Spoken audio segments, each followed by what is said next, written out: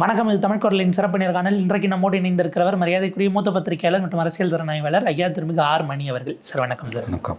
விஜயோட வருகைக்காக அதிமுக காத்திருப்பதும் விஜய்க்காக பேசுவதும் உண்மையிலேயே பரிதவிப்பு. They are very much desperate. அதாவது தான் மிகப்பெரிய பரிதவிப்பில் அதிமுக இருந்து கொண்டிருக்கிறது. அந்த பரிதவிப்பையும் அவர் வெளியில் காட்டுறாங்கன்னு தான் எனக்கு புரியல.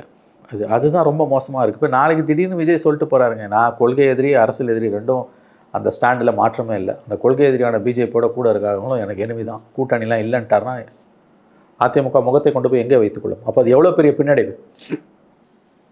ஓப்பனாக கூப்பிட்டு மறுத்து இருக்கிறார்கள் அப்படிங்கிறது அது எவ்வளோ பெரிய பின்னடைவு சார். அது ஒருவேளை விஜய் அப்படி சொல்லிட்டாருன்னா அதிமுக அது எவ்வளோ பெரிய பின்னடைவு. சொல்ல மாட்டார்கள்ங்கிறது இல்லை. அதெல்லாம் நீங்கள் என்ன வேணால் சொல்லுவாங்க. எதுவுமே எவ்வளோதாங்க விஜயை போட்டு விமர்சனம் பண்ணுறது திட்டுறதுன்னு எனக்கு புரியலங்க. இஸ் அ விப்பிங் பாய். விஜயை பற்றி நம்ம ஒரு வருஷமாக இல்லை ஒரு மாதமாக எல்லாரும் பேசிகிட்டு இருக்கோம். விஜய் இல்லாமல் பேசிகிட்டு இருக்கோம். அவர் நடத்தையும் அப்படி தான் இருக்குது. தப்பு மேலே தப்பு செய்கிறாருங்க. அவர் மனிதாபிமானம் இல்லாத தவறுகளை செய்கிறார். பாதிக்கப்பட்ட குடும்பங்களை நீங்கள் போய் பார்க்கணுன்னா அவங்கள வர வச்சு இங்கே பார்க்குறதுன்றது என்ன அர்த்தம்? So something seriously wrong with as a personality. ஒரு மனித ஆளுமை என்ற முறையில் விஜய்கிட்ட அடிப்படையில் பெரிய கோளாறுகள் இருப்பதாக தான் எனக்கு படுது. அத்தகைய ஆளுமைகள் அரசியலில் நீடித்திருப்பது என்பது கடினமானதுன்னு தான் எனக்கு தோணுது. ஒன்றும் சிபிஐயோ அல்லது எஸ்ஐடியோ தமிழ்நாடு கவர்மெண்ட்டோ தமிழ்நாடு போலீஸோ சிபிஐயெல்லாம் ஒன்றும் இந்த கேஸில் பண்ண முடியும்னு எனக்கு தெரியல. இது ஒரு விபத்து, அப்படி தான் நான் இதை பார்க்குறேன். அதுக்கு பயந்து போய் அவர் வந்து அலையன்ஸுக்கு போவாரான்னு எனக்கு தெரியல. ஏன்னா ஒரு ஆங்கிளில் நம்ம யோசிக்கும் பொழுது திமுகவை எதிர்த்து அந்த ஒரு 10-12 நாட்கள் நம்ம மீது நிகழ்த்தப்பட்ட டார்கெட்டட் அட்டாக்கெல்லாம் தாண்டி சுப்ரீம் கோர்ட்டுக்கு போய் நம்ம ஒரு இடத்துல ஜெயிச்சிருக்கோம்னா நம்மளாலே செய்ய முடியுங்கிறதாகவும் அதை அவரால் ஒரு வேளை அதை பார்க்க முடிஞ்சா நான் பொசிஷன் பண்ணிக்கிறேன், நானே ஜெயிப்பேன்னு கூடுதல் பூஸ்ட்டை கூட அதெல்லாம் நான் முதல்ல லாங் கேம் ஆடணுங்க. லாங் கேம் ஆட முடியுமா அவரால்? முதல்ல கேம் ஆடணும். இப்போ அந்த அறிக்கை இது வரைக்கும் அதிகாரப்பூர்வமாக வரல. கோட் பண்ணி எல்லாரும் போடுறோம். அவங்க அமைதியை காக்கிறதால அவங்க தான் அதுதான் நடக்க போகுது நம்ம தெரிஞ்சு. கட்சியினுடைய கொள்கை கிட்டத்தட்ட ஹைராக்கியில் 6th 7th இருக்கிறவங்களே என்று தகவல் வருகிறது என்று சொல்லப்படுகிறதுன்னு அவங்களுடைய அக்கௌண்ட்ஸில் எழுதுறாங்க. அப்புறம் என்ன இருக்குது உங்களுக்கு? தலைமை கழகத்தில் இருக்கிறவங்களே எப்படி சார் தகவல் வருது? தலைமை கழகத்தில் இருக்கிறவங்களே இப்படி சொல்கிறாங்கன்னும் போது அவங்க பார்ட்டி ஸ்ட்ரக்சரே இல்லையா சார்? எவ்வளோ தான் சார் பேசுறது? நம்மளும் தினம் தினம் பேசணும். அது பார்ட்டி ஸ்ட்ரக்சரே இல்லையா சார்? பார்ட்டியாகவே இல்லையே. பார்ட்டியே இல்லையே. It's not at all a political party. What is a political party? Basically a public movement, மக்கள் இயக்கம். மக்கள் பங்களிப்பே இல்லையே சார். அதுவும் கரூர் சம்பவத்துக்கு பிறகு களத்துக்கு போய் விஜயகாந்த் தான் வேஷ்டியை மடித்து கட்டிட்டு போய் நாங்கள் துருத்திட்டாது போய் நின்று இருப்பார். உள்ள தொண்டர்களை இறக்கி விட்டுருப்பார். கட்சி தலைவனையும் காணோம், தொண்டனையும் காணோம். தனிநபர்கள் தலைமறைவாங்க, ஒரு கட்சியை தலைமறைவாச்சு. அதை பற்றி அவங்களுக்கு கவலையும் இல்லை. 1000 சால்ஜாப் சொல்லிட்டு இருக்காங்க. இப்போ இந்த மூவ் இருக்குல்ல, பாதிக்கப்பட்டவங்களை கூட்டணும், இது எதிர்பார்க்கப்பட்டது தான். இந்த மூவ் வந்து ரொம்ப அவப்பெயரை தான் அவங்களுக்கு கொண்டு வரும். அதில் சந்தேகமே இல்லை. ஏன்னா அவங்களுடைய ரசிகர்கள் வாக்கு மட்டும் யாரையும் ஜெயிக்க வைக்காது. எந்த கட்சியும் அவங்க தொண்டர்கள் வாக்கு மட்டும் ஜெயிக்க வைக்காது. எந்த கட்சியும் பப்ளிக் கான்ட்ரிபியூஷன் ஓட்ஸில் இருந்தால் தான் நீ ஜெயிக்கவே முடியும். அவங்களுக்கு அந்த நம்பிக்கையை கொடுக்கணும். ஐ எம் த ஆல்டர்னேட்னு கொடுக்காத வரைக்கும் அவங்க உங்களை ஏன் சாய்ஸாக வைக்கணுங்கிற கொஷின் ரைஸ் ஆகுது அப்படிங்கிறதாக இருக்கிறது. பாப்போம் சார். ஏன்னா இதுக்கு முன்னாடி நயினார் இதுக்கு இப்போ டிஃபெண்ட் பண்ணல, பட் இதுக்கு முன்பாக ஒரு டிஃபெண்ட் சொன்னார். அங்கு அந்த 40 பேருக்கு நடந்த மாதிரி தனக்கும் நடந்துருமோங்கிற ஒரு அச்சத்தில் விஜய் அங்கே போகாமல் இருக்காருன்னு ஒரு டிஃபென்ஸ் இதுக்கு முன்பாக பேசியிருந்தார். பட் அதுக்கு பதில் அண்ணாமலை கொடுத்தாரு. கரூரில் எல்லாம் ரொம்ப நல்லவங்க, பாசமானவங்க, யார் வேணாலும் எப்போ வேணாலும் வரலாம், அவருக்கு எந்த தடையும் இல்லைன்னு கன்சிஸ்டண்ட்டாக அண்ணாமலை விஜய் ஒருவேளை நகர்ந்துருவாரோ அப்படிங்கிற எண்ணத்திலிருந்து சில விஷயங்களை பேசுகிறாரோங்கிறத. அண்ணாமலை என்டிஏவை தோற்கடிப்பதற்கான எல்லா வேலைகளையும் செய்வார். எந்த கூட்டணி எப்படி போனாலும் பை டிஃபால்ட்டு கூட என்டிஏ ஜெயிச்சிடக்கூடாதுன்றதுல அண்ணாமலை குறியாக இருக்கார். அவர் 23 பாத யாத்திரை போகும்போது என்ன பேச்சு பேசினார்னு தெரியும். அந்த அலையன்ஸ் உடஞ்சிது. அந்த பழைய ஏடிஎம்கே அலையன்ஸ் இருந்ததுன்னா தமிழ்நாட்டு முடிவுகள் வந்து கிட்டத்தட்ட ஒரு 28-12 அந்த மாதிரி 30-10 வந்திருக்கும். ஸோ அண்ணாமலையோட பாலிடிக்ஸை பார்த்தவங்களுக்கு ஒரு கன்சிஸ்டன்சி தெரியும். எப்போல்லாம் வந்து திமுக டெஸ்பரேட்டாக இருக்கோ அப்போ ஏதாவது பண்ணி கவனத்தை திருப்பி திமுக அரசை காப்பாற்றுவார். அதை விட முக்கியமாக என்டிஏ கூட்டணியின் தோல்வியை அண்ணாமலை உறுதி செய்வார். ஒரு நிறைவு கேள்வி சார். சமீபத்தில் அது செய்தித்தாள்கள்லையுமே ரிப்போர்ட் ஆச்சு. பாஜகவோட மேலிட பொறுப்பாளர் வந்து மற்ற கூட்டணி பார்ட்னர்ஸ் எல்லாம் பார்த்து பேசிகிட்டு இருக்காரு. அவர் பைஜெயந்த் பாண்டா அவர்கள், குறிப்பாக அன்புமணி அவர்கள் கூடுதல் டிமாண்ட் பண்ணும்போது நான் டெல்லியில் பேசுகிறேன் அப்படின்னு அவர் சொன்னதாகவும் செய்திகள் ரிப்போர்ட் ஆச்சு. மேஜர் பார்ட்னர் சீட்டு எண்ணிக்கை நீங்கள் ஏடிஎம்கே கிட்ட இல்லை, எல்லா கட்சிகளும் பேசணும், அதை பிஜேபிகிட்ட பேசி அவர் நான் டெல்லியில் சொல்கிறேங்கிற அளவுக்கு போகுதுன்னா ஏடிஎம்கேவை இப்போவே அண்டர்மைன் பண்ண தொடங்கிட்டாங்கன்னு. என்னைக்கு அவர் போய் உக்காந்தாரோ 5 ஸ்டார் ஹோட்டலில் லீலா பேலஸ் ஹோட்டல்னு நினைக்கிறேன், ஏப்ரல் 11, 2025 உட்காந்து எடப்பாடி பழனிசாமிக்கு நேத்திரத்துவமே தமிழ்நாடுமே என்டிஏ சர்க்கார் பனேகான் அன்றைக்கி முடிஞ்சு போச்சு. உங்கள் அது அன்றைக்கி முடிஞ்சிச்சு. இப்போ இன்னைய டேட்டுக்கு நம்ம பீகார் நடக்கிறத பார்த்தா எடப்பாடி தலைமையில் என்டிஏ தேர்தலை சந்திக்கும் முதலமைச்சரா இல்லையா பின்னாடி சொல்லுவாங்க. ரொம்ப முத்துச்சுன்னா என்டிஏ நிதிஷ் சிஎம்ன்றவாங்க. இங்க அதே போல எடப்பாடி அவர்கள் சீஃப் மினிஸ்டர்னு எலெக்ஷன் வரைக்கும் அனௌன்ஸ் பண்ணுவாங்களாங்கிற தெரியல. போது சிட்டிங் சீஃப் மினிஸ்டருக்கே கொடுக்காது எப்படி சார் கண்டிப்பா எதிர்கட்சி தலைவர் கொடுப்பாங்க. கண்டிப்பா சார். விஜய் ஆஸ்பெக்ட் வந்து எவ்வளவுதான் விஜயை போட்டு அடிக்கிறதுன்னு தெரியல எனக்கு. பட் நாளுக்கு நாள் அவரோட அரசியல் வந்து ஏற்றுக்கொள்ள முடியாததாக முடைநாற்றம் எடுப்பதாக மாறிக்கொண்டிருக்கிறது. மக்கள் தான் முடிவு பண்ணணும். ஒரு மாதம் நியூஸ் சைக்கிள் இப்படி ஒரு சம்பவம் இதுவரைக்கும் இருந்தது இல்லை, எந்த சம்பவமே இருக்காது. ஆனால் இதை நோக்கி அந்த ஸ்பெகுலேஷன்ஸ் போகுது அப்படிங்கிறது எப்படி பார்க்க வேண்டியிருக்குங்கிற ஒரு கேள்வியும் எழுது. 41 குடும்பங்களுக்கான நீதி அல்லது இதனுடைய ஃபர்தராக வராமல் இருக்கிறது என்ன என்கிற உரையாடலே சுத்தமாக இல்லாமல் பொலிட்டிக்கல் கால்குலேஷன்ஸ் மட்டும்தான் இன்றைக்கு. ஒரு மாசமா மீடியா வந்து விஜயை பற்றி பேசுது. விஜயை பற்றி எல்லாரும் பேசுகிறாங்க, விஜயை தவிர. கரெக்டாக ஒரு மாதம் பொறுத்த ஒரு வெளியில் வராரு. வரும்போது கரூருக்கு போகாமல் பாதிக்கப்பட்டவங்களை இங்கே கூப்பிட்டு வச்சு பேசுகிறாருன்னு போது இன்னும் அவர் வந்து வருபடுவார். அதை பற்றி அவருக்கு கவலையே இல்லை. ஸோ அவர் லாங் இன்னிங்ஸ் எல்லாம் அவருக்கு லாங் டேர்மில் அவருக்கு பொலிட்டிக்கல் ஆம்பிஷன்ஸ்லாம் என்ன மாதிரி இருக்குன்றதெல்லாம் எனக்கு புரியல. அவரால் எத்தனை நாளைக்கு இதை சஸ்டெயின் பண்ண முடியுன்றது தான் $1 மில்லியன் கொஸ்டின். கரூர் பாதிக்கப்பட்ட குடும்பங்களை திங்கட்கிழமை மகாபலிபுரத்தில் ஒரு கன்வென்ஷன் சென்டரில் விஜய் அவர்கள் சந்திக்கிறார் அப்படிங்கிறத நேஷனல் மீடியாவிலேருந்து எல்லாரும் ரிப்போர்ட் பண்ணிட்டாங்க. இது வரைக்கும் அவங்க அதிகாரப்பூர்வமாக மறுக்கலை, எதையும் மறுக்க மாட்டாங்கங்கிறதுனால அப்படியே இருக்காங்களா அப்படிங்கிற மாதிரியான கேள்விகள் இருக்குது. பாதிக்கப்பட்டவர்களை வரவழைத்து பார்ப்பது அப்படிங்கிற பேட்டர்ன் தான் இதுக்கப்புறம் அவங்க செட் பண்ணக்கூடிய ஒரு நாமா இருக்குமா அவங்க கட்சிக்கு? அப்படி தான் இருக்குது. எந்த இடத்துக்கும் அவர் போகிறதில்ல. பாதிக்கப்பட்டவர்களை தன்னிடம் அழைத்து ஆறுதல் சொல்வது அவருக்கு வழக்கமாகவே மாறிடுச்சு. ஏற்கனவே புயல் வெள்ளத்தில் பாதிக்கப்பட்டவங்களை அப்படி தான் செஞ்சார். தூய்மை பணியாளர்கள் போராட்டத்தில் அப்படி தான் செஞ்சார். இப்போ இறந்தவர்களோட உறவினர்களை வரவழைச்சு பார்க்குறாரு. இது எதிர்பார்க்கப்பட்ட ஒன்று தான். ஜோக்கா கூட சொல்லிட்டு இருந்தாங்க, யாராவது இறந்துட்டாங்கன்னா பூத உடல்களை பணியோருக்கு அழைத்தவர் அஞ்சலி செலுத்துவார்னு கூட கடந்த காலங்களில் பேசப்பட்டது. ஆகவே இது எதிர்பார்க்கப்பட்ட ஒன்று தான். இதில் ஒன்றும் ஆச்சரியப்படுத்தி எதுவும் இல்லை. ஆனால் நான் கேள்விப்படுகிறேன் சமூக வலைதளங்களில் இது மிகப்பெரிய ஒரு கொந்தளிப்பை ஏற்படுத்தியிருக்கிறது. விஜயை மிக தீவிரமாக ஆதரிக்கக்கூடியவர்கள் கூட இதற்கு எதிர்ப்பு தெரிவித்திருக்கிறார்கள், இதை கண்டிக்கிறார்கள் என்று நான் கேள்விப்படுகிறேன். அப்படி என்றால் தன்னுடைய ஆதரவாளர்கள் மட்டத்திலும் கூட விஜய் செல்வாக்கை இழந்து கொண்டிருக்கிறார் அல்லது அதை நோக்கி நகர்கிறார் என்று தான் படுகிறது. வெளிப்படுத்துறாங்க. I think it's a larger malaise. இது இந்த ஒரு சம்பவத்தை மட்டும் இல்லை, பொதுவாக அவருடைய இந்த 1.5 ஆண்டு கால அதற்கு மேற்பட்ட இந்த 18 மாத கால அவருடைய 19-20 மாத கால அவருடைய அரசியலை பார்க்கும் பொழுது கிட்டத்தட்ட 20 மாதங்களாக போகிறது. முழுக்க முழுக்க நடைமுறைக்கு பொருந்தாத, சராசரி மனித விழுமியங்களுக்கு எதிரான, குறைந்தபட்ச மனித நாகரிகம் கண்ணியம் கூட இல்லாத ஒரு அரசியல் கட்சி தலைவராகத்தான் அவர் இருக்கிறார். பாதிக்கப்பட்டவர்களை நேரில் போய் பார்த்து ஆறுதல் சொல்வதுதான் ஒரு தலைவனுக்குரிய பண்பு. தனிப்பட்ட முறையில் அதுதான் மனிதாபிமானம் கூட.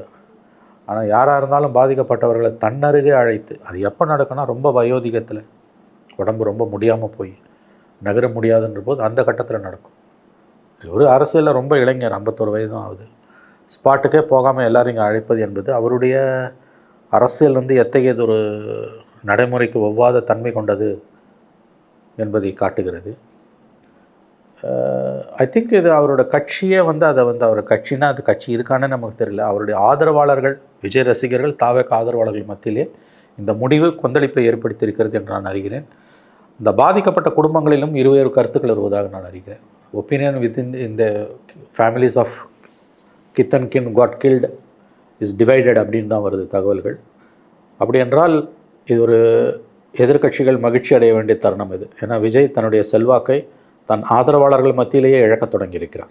ஏன்னா அவர் அங்கே போவதற்கு கரூரில் சில விஷயங்களை செஞ்சு தரணும்னு கேட்டதுங்கிறதே பர்மிஷன் கொடுக்கக்கூடாதுன்னு நீங்கள் க்ரீன் காரிடார் போன்ற விஷயங்களை வைக்கிறீங்களான்னு அப்போ அது விமர்சிக்கப்பட்டது மத்தியில். இப்போ அதை தாண்டி ஒரு பர்சனல் ஸ்பேஸ் தேவைப்படணும், இல்லை நீங்கள் உரையாடணுங்கிறத புரிஞ்சுக்க முடியுது. கரூர் போகிறதுக்கு இன்றைக்கி அவருக்கு லீகலாக எந்த தடையும் இல்லை சார். பட் எனக்கு தெரிஞ்சு கரூர் போகிறதுக்கு எந்த தடையுமே கிடையாது. சம்படி வாஸ் செல்லிங் அது சிபிஐ பர்மிஷன் நான்சென்ஸ். அதுக்கெல்லாம் ஒன்றும் பர்மிஷன்லாம் தேவையே கிடையாது. இதுக்கு என்ன பர்மிஷன்? சிபிஐ இன்வெஸ்டிகேட்டிங், அவ்வளோதான். சிபிஐ பர்மிஷன் விஜய் வாங்கணுன்றது முட்டாள்தனமானது, தவறா, ஃபேக்சுவலி ராங். இதெல்லாம் வந்து விஜய்க்கு முட்டு கொடுக்கக்கூடியவர்கள் பேசக்கூடியது. விஜய் என்ன செஞ்சாலும் முட்டு கொடுப்போம்னு நினைப்பவர்கள் செய்யக்கூடியது. இதெல்லாம் கவர்மெண்ட்டு இது தடை விதிக்குது, 40,000 பேர் கூடும் அப்படின்னா அதை மேனேஜ் பண்ணணும். எப்படின்னு அதை மேனேஜ் பண்ணணும். மொத்தமாகவே வந்து இப்போ அதுக்காக வந்து நீங்கள் நேரில் வரவழைத்து பார்ப்பது என்பது எப்பயுமே துக்கத்தில் இருக்கவனே நீ போய் பார்த்து ஆறுதல் சொல்லணும். அவன் உன்னை வந்து பார்த்துட்டு ஆறுதலை வாங்கிட்டு போகிறான்னா என்ன கதை இது? ஏன்னா நல்லதுக்கு போக முடியலனாலும் துக்கத்துக்கு போய் நிற்கணுங்கிறது துக்கத்துக்கு போய் நிற்கணுன்றது தான் வந்து மனித இயல்பு, மனித பண்பாடு, மனித நாகரிகம். இங்கே அவங்களே வர வச்சு தான் நீங்கள் பார்க்குறீங்கன்னா புரியல இது என்ன அரசியலை செய்து கொண்டிருக்கிறார். ஏன்னா இன்றைக்கி ஐ வாஸ் டோல்டு, நான் இல்லை சமூக வலைதளத்தில் அதில் இருக்கக்கூடிய நண்பர்கள் சொன்னது, is facing a huge backlash. மிகப்பெரிய அளவில் சமூக வலைதளங்களில் விஜய்க்கு எதிராக விஜய் ஆதரவாளர்கள் மத்தியில் இருந்த கண்டனங்கள் எழுந்து கொண்டிருக்கின்றன. இது இருந்தனா இந்த அரசியல் அவரால் வந்து எப்படி ஸ்திரத்தன்மையுடன் நீடிக்க முடியும் என்று எனக்கு தெரியவில்லை. ஏன்னா அவரை சுற்றி இருக்கக்கூடியவர்கள் அத்தனை பேருடைய செயல்பாடுகளையும் கொஷின் பண்ணக்கூடிய இடமாக அது சோஷியல் மீடியாவில் மாறி இருக்குது. ஃப்ரம் ஸ்ட்ராட்டஜிஸ்ட் டு பொதுச் செயலாளர் வரைக்கும் அதை கேட்குறாங்க. ஒரு என்டையர் பார்ட்டியே எப்படி சார் ஒரு இடத்துல இருந்து பொறுப்புகளில் இருந்து அப்ஸ்காண்ட் ஆக முடியும்? அது ஒரு ஆவறாங்கல்ல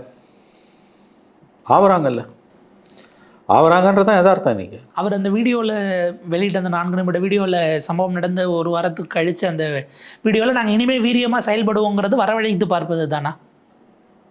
உங்கள் கேள்வியிலே பதில் இருக்குது. அது எப்படி வரவழைத்து பார்ப்பது வீரியம்னு பொருள் கொள்ளப்படும்? அவரால் நகர முடியல. என்ன தான் காவல்துறை கட்டுப்பாடுகளை விதித்தாலும் நீங்கள் அதை மேனேஜ் பண்ணணும். ஸ்பாட்டுக்கு நீங்கள் போகணுங்க. ஸ்பாட்டுக்கு போகாமல் நீங்கள் எதை வச்சும் நீங்கள் அதை வந்து நியாயப்படுத்தணும். எத்தனை நாள் இது வந்து இட்ஸ் அ ட்ரெண்டாக இப்போ மாறிப்போச்சு. அவருக்கு எதாக இருந்தாலும் அவர் போக மாட்டார். பாதிக்கப்பட்டவங்களை தன் அருகில் அழைத்து ஆறுதல்ன்றது. இப்போ நாளை எலெக்ஷன் கேம்பெயின் எப்படி போவேன்? 234 தொகுதிக்கு கேம்பெயின் போவில்லை, எப்படி போவேன்?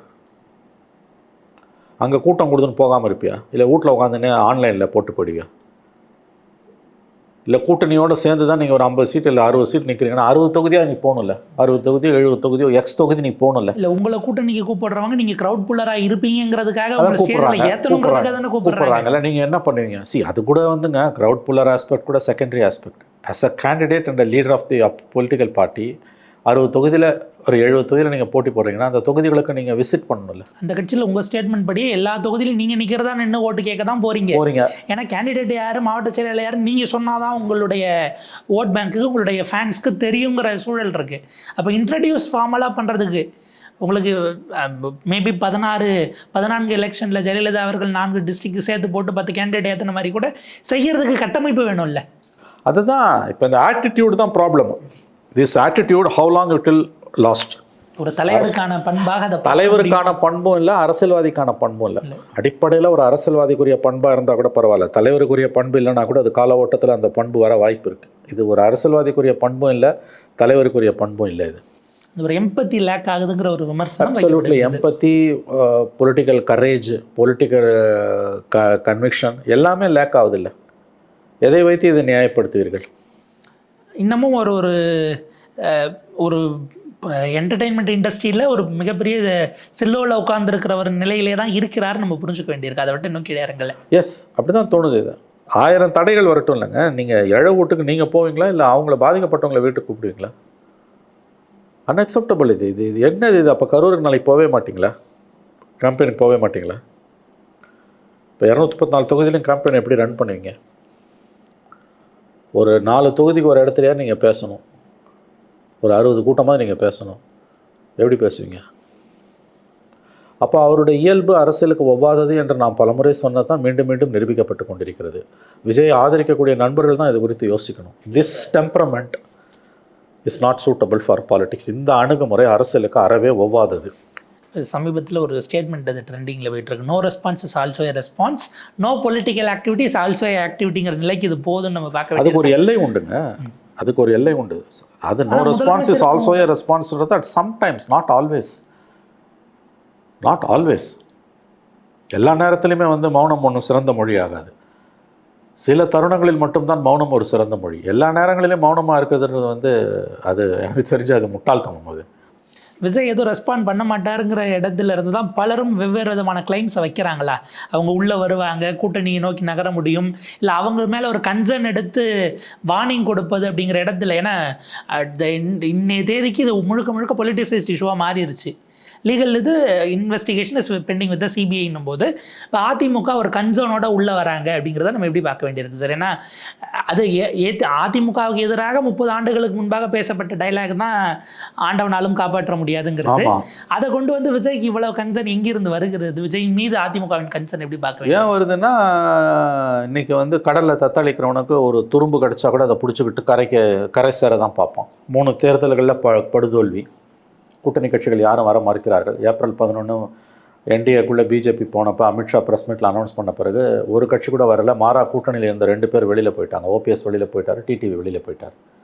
இந்த அலையன்ஸ் ஜெல்லாகவும் இல்லை, டேக் ஆஃப் ஆகவும் இல்லை. மேபி இன்னும் 4-5 மந்த்ஸில் எலெக்ஷன் நெருக்கத்தில் அது ஜெல்லாக வாய்ப்பு இருக்குது, ப்ரொவைடடு அண்ணாமலை வந்து அமைதியாக இருந்தார்னா. அண்ணாமலை ஒரு பக்கம் இந்த அலையன்ஸை கெடுக்கிறதுக்கான எல்லா வேலையும் பண்ணும்போது இந்த அலையன்ஸ் முதல்ல ஜெல்லாகுமான்னு நமக்கு தெரியல. ஆகவே இப்போ யாரையாவது பிடிச்சி நம்ம மேலே வந்துடணும். வெறும் பிஜேபியை மட்டும் வச்சுட்டு நம்மளால் ஜெயிக்க முடியாதுன்னு அதிமுக தெரிஞ்சு போச்சு. அதுவும் பிஜேபி வந்து நெகட்டிவ் ஸ்விங்கில் தான் போகும். அப்போ விஜய் லட்டு மாதிரி அவங்களுக்கு கையில் இருக்கார். சரி, இந்த டெஸ்பரேட்னஸை ஏன் காட்டிக்கிற வெளியில்? நான் சொல்கிறது பலவீனம் இருக்கலாம், பலவீனத்தை காட்டக்கூடாது. பல தடவை பேசிட்டோம். எடப்பாடியே வந்து கொடி பிடிக்கிறாங்க, பிள்ளையார் சொல்லி எதுக்கு பேசுகிறார்? எதுக்கு இதெல்லாம் பேச்சு? இதெல்லாம் ஏன்னா பழம் நழுவி பாலில் விழுந்து கொண்டிருக்கிற ஸ்டேட்மெண்ட் அது கிட்டத்தட்ட எலெக்ஷனுக்கு ரொம்ப நெருக்கத்தில் எலெக்ஷன் நெருக்கத்தில் பேச்சுவார்த்தை நடந்துச்சு. நோட்டிஃபிகேஷன்லாம் வந்த பிறகு நடக்குது. விஜயகாந்துக்கும் திமுக நடந்து கடைசி நேரத்தில் ஒரு பல்ட்டி அடிச்சிட்டார். அன்னைக்கு காலையில் கலைஞர் சொன்னது பழம் நழுவி பாலில் விழுந்து கொண்டிருக்கிறதுன்னு. அன்னைக்கு வந்து அவர் கிட்டத்தட்ட வர மூடில் இருந்தார். மத்தியானத்துக்கு மேலே சாயங்காலம் கட்சிக்குள்ளேயே திமுகக்குள்ளேயே அந்த வேலையை ஜெகஜோதியாக செஞ்சு முடிச்சாங்க. ஜெயலலிதா வந்து உட்காந்தாங்க. பழைய கதை. இப்போ அதை கொண்டு வந்து இப்போ வந்து இங்கே வந்து எதுக்கு நம்ம இது விஜயகாந்த் கூட ஒரு பாலிடிக்ஸ் இருந்ததுங்க. அவருக்கு முக்கியமான ஆளுங்கள்லாம் தளபதிகள்லாம் இருந்தாங்க. பண்டுட் ராமச்சந்திரன் இருந்தார், கான்ஸ்டன்டைன் ரவீந்தர் இருந்தார், பாபு முருகவர் இருந்தார், இன்னும் பல பேர் இருந்தாங்க. மாஃபாய் பாண்டியராஜ், சந்திரகுமார் இருந்தாங்க. ஒரு சாலிட் செட்டப் இருந்தது விஜயகாந்துக்கு. இங்கே என்ன இருக்குது? ஒரு ஃப்ரேம் ஒர்க் ஒன்றுமே இல்லையா? செகண்ட் ரேங்க் லீடர்ஸும் இல்லை, எல்லாம் கன்சல்டன்ட்ன்றான். ஒருத்தனை கூட ஸ்பாட்டில் காணும். இதை கிரவுண்டில் இருக்கிற ஏடிஎம்கே இன்னும் நல்லா சென்ஸ் பண்ணியிருக்கணும். அவங்களுடைய ஸ்ட்ரக்சர் என்னங்கிறத சென்ஸ் பண்ணியிருந்தா இவ்வளவு டெஸ்பரேட்னஸை வெளிப்படுத்த வேண்டிய தேவையில்லை. அதுதான் பிரச்சனையே. அவங்களோட பலம் அவங்களுக்கே தெரியல. என்னுடைய ஆயுட்காலத்தில் 3/5 ஆட்சியில் இருந்த ஒரு கட்சி இவ்வளவு டெஸ்பரேட்டாக கூப்பிடுறதுங்கிறது அது எப்படி?